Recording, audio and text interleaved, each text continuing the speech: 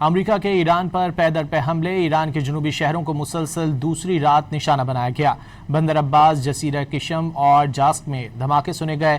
صوبہ خوزستان کے شہر ماہشہر میں واٹر پمپنگ اسٹیشن پر امریکی حملے میں سیکیورٹی گارڈ شہید ہو گیا، جبکہ 4 زخمی ہو گئے۔ ایرانی حکام کے مطابق خوزستان میں 8 قصبے امریکی حملوں کا نشانہ بنے۔ اہواز میں دھماکوں کی آوازیں سنی گئیں۔ ادھر امریکی فوج نے ایران کے خلاف حملوں کی نئی لہر مکمل ہونے کا اعلان کر دیا۔ سینٹ کام کے مطابق ایران میں ایئر ڈیفنس سسٹم سمیت درجنوں اہداف کو نشانہ بنایا گیا۔ ایکس پر جاری بیان میں سینٹ کام نے دعویٰ کیا کہ آبنائے ہرمز سے گزرنے والی بین الاقوامی جہاز رانی پر حملوں کو جاری رکھنے کی ایرانی صلاحیت کو کمزور کرنے کے لیے حملے کیے گئے۔